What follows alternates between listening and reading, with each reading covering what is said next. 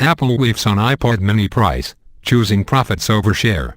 The electronics giant's higher pricing for its 7.9-inch tablet causes it to miss out on some big opportunities, like shaking up the tablet market again.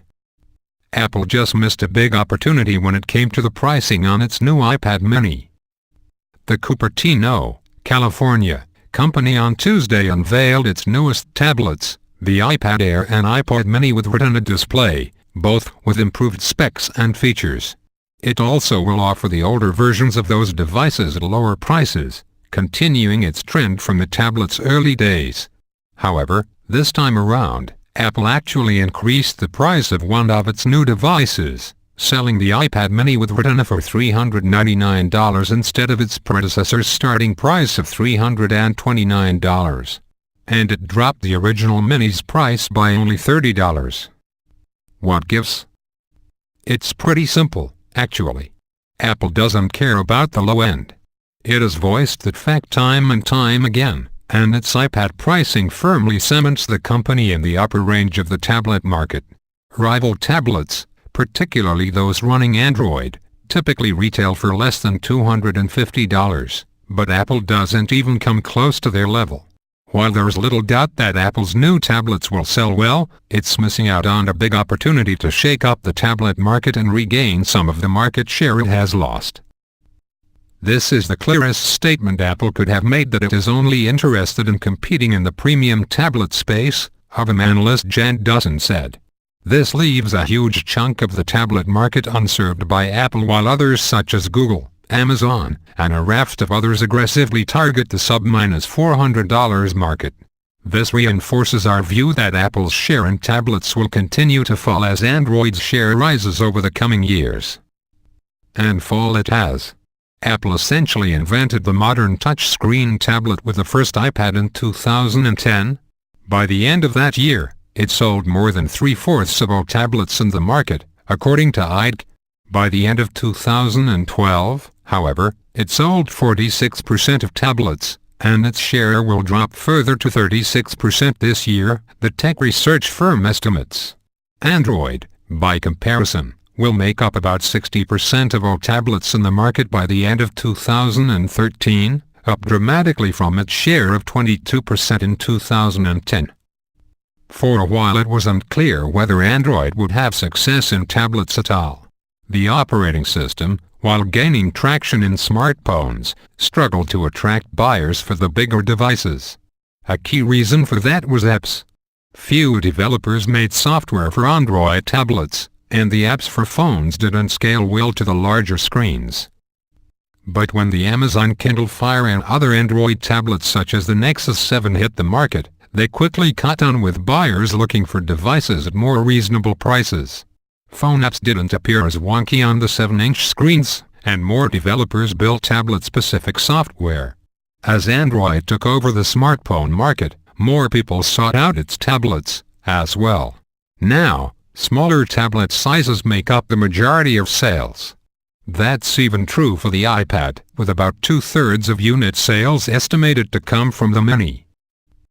The whole market shifted from 10-inch tablets to sub-8-inch in the span of a few quarters, IDC analyst Tom Mainelli said.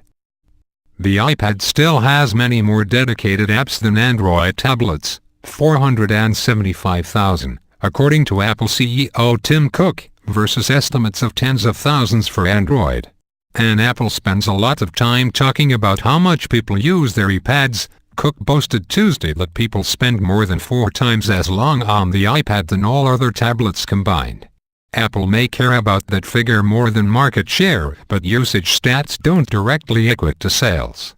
In that department, Android clearly is winning. Apple may not mind that right now, but it should.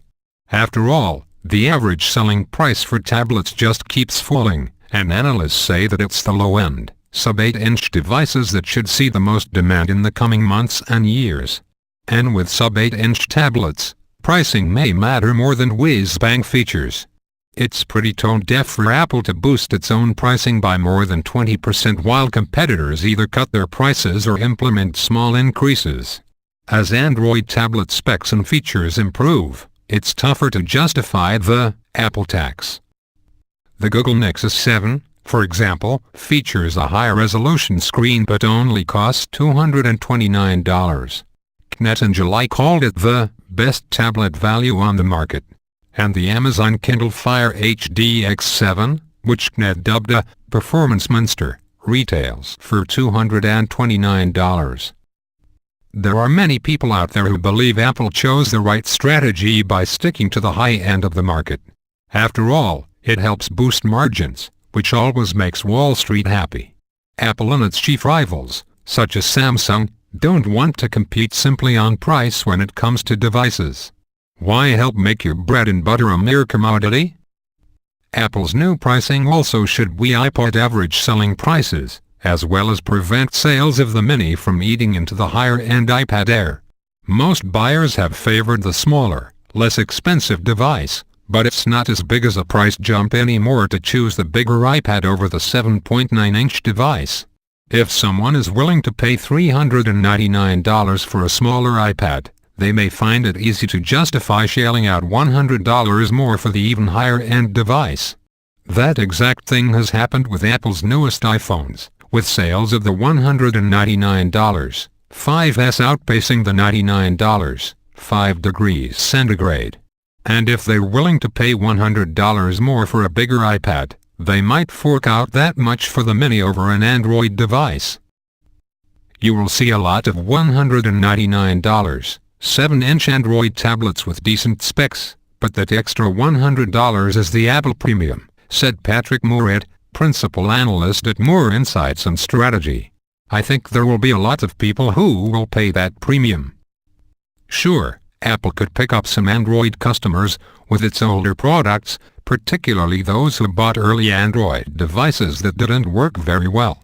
But Apple's pricing strategy, evident with the iPhone and iPad, will continue to alienate a big chunk of the market.